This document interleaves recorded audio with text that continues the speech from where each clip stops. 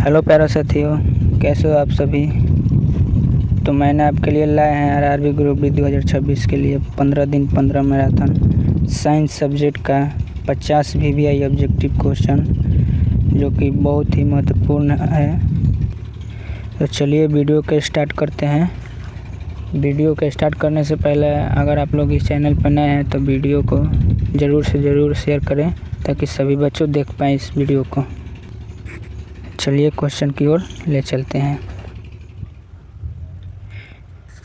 तो चलिए first question है, कोशिका की खोज सर्वप्रथम किसने की थी। तो इसका सही आंसर रॉबर्ट हुक ने हो जाएगा। ये 1665 ईस्वी में खोज किया था।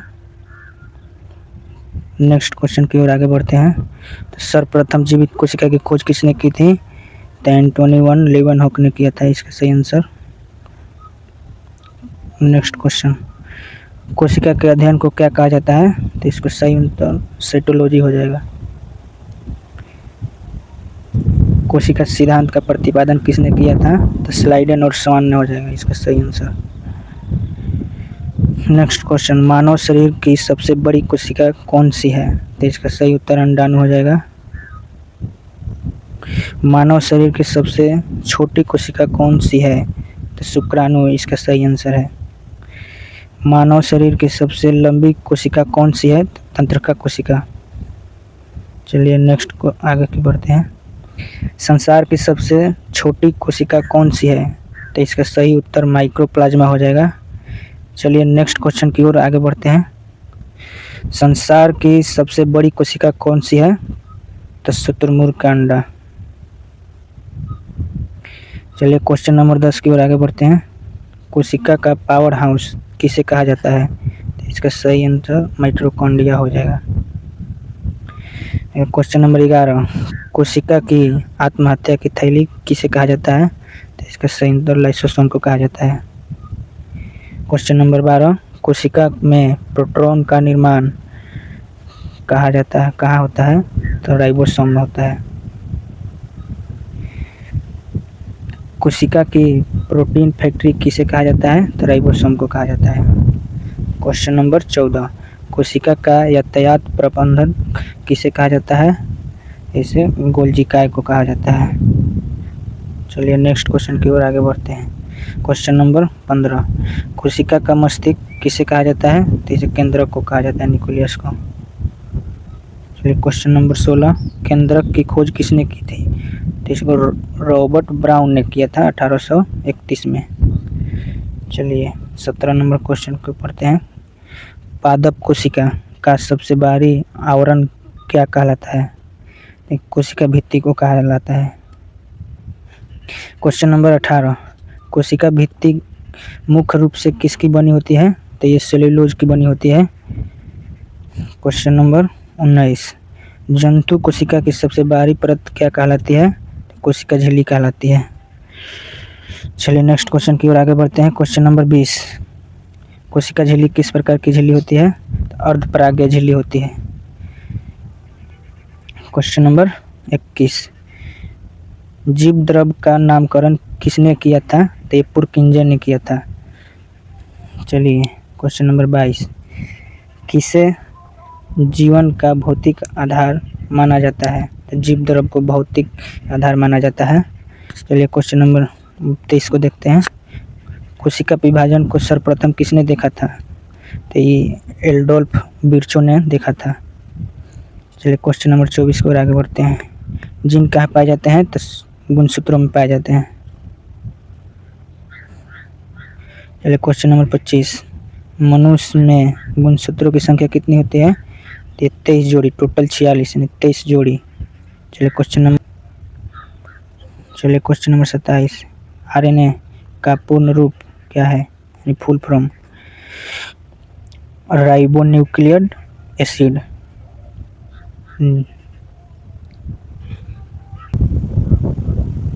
चलिए क्वेश्चन नंबर 28, डीएनए का डबल हेलिक्स मॉडल किसने दिया था। तो ये वाटसन और क्रिक ने।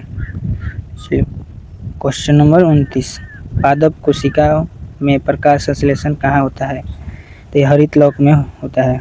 चलिए नेक्स्ट क्वेश्चन की ओर आगे बढ़ते हैं। क्वेश्चन नंबर 30, किसे कोशिका की रसोई कहा जाता है? हरित लवक को।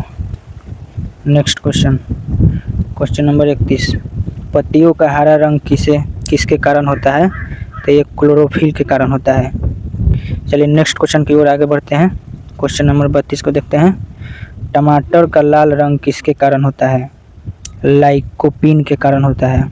ये क्वेश्चन पिछला बार आया था ग्रुप डी में। चलिए नेक्स्ट क्वेश्चन की ओर आगे बढ़ते हैं।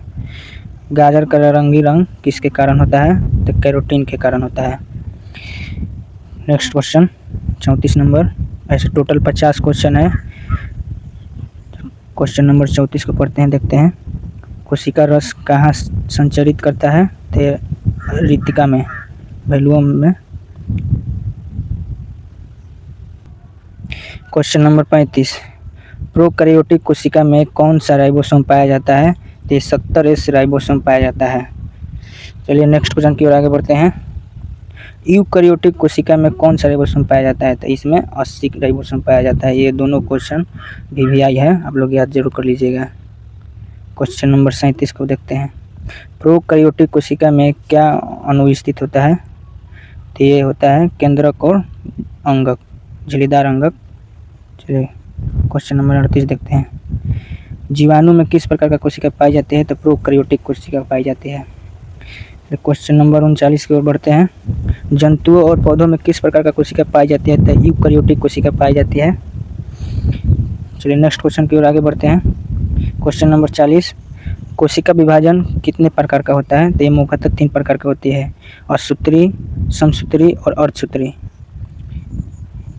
क्वेश्चन नंबर 41, शारीरिक वृद्धि के लिए कौन सा कोशिका विभाजन जिम्मेदार है? तो ये समसूत्री विभाजन। चलिए नेक्स्ट क्वेश्चन की ओर आगे बढ़ते हैं। क्वेश्चन नंबर 42 को देखते हैं। जनन कोशिका सेक्स सेल्स में कौन सा विभाजन होता है? तो अर्धसूत्री विभाजन होता है। क्वेश्चन नंबर 43 को देखते हैं। लाइसोसोम की खोज किसने की थी? तो डी डुबे ने किया था। क्वेश्चन नंबर 44, गोल्जिकाए की खोज किसने की थी? तो कैमिलो गोल्जी ने किया था। क्वेश्चन नंबर 45 को देखते हैं। कोशिका के अंदर तरल गाढ़ा पदार्थ क्या कहलाता है? कोशिका द्रव कहलाता है। चलिए नेक्स्ट क्वेश्चन की ओर आगे बढ़ते हैं। क्वेश्चन नंबर 46 को देखते हैं। कोशिका भित्ति किस में अनुपस्थित होती है? तो जंतु कोशिका में। नेक्स्ट क्वेश्चन की ओर आगे बढ़ते हैं। क्वेश्चन नंबर 47, लाइसोसोम में कौन सा एंजाइम पाया जाता है जो जैविक पदार्थों को नष्ट कर देता है? तो जल अपघटनी एंजाइम। इसका सही उत्तर जल अपघटनी एंजाइम हो जाएगा। चलिए नेक्स्ट क्वेश्चन की ओर आगे बढ़ते हैं। कोशिका का ऊर्जा सिक्का किसे कहा जाता है? तो ये ATP को कहा जाता है। नेक्स्ट क्वेश्चन की ओर आगे बढ़ते हैं। संजीवों की संरचनात्मक और क्रियात्मक इकाई क्या है? तो ये कोशिका। चलिए लास्ट क्वेश्चन है। आप लोगों का वीडियो किस प्रकार लगा? वीडियो अच्छा लगा है तो वीडियो को, चैनल को सब्सक्राइब कर लीजिएगा और वीडियो को ज़रूर से ज़रूर शेयर कीजिएगा। हम मिलते हैं नेक्स्ट क्लास में, तब तक के लिए गुड बाय।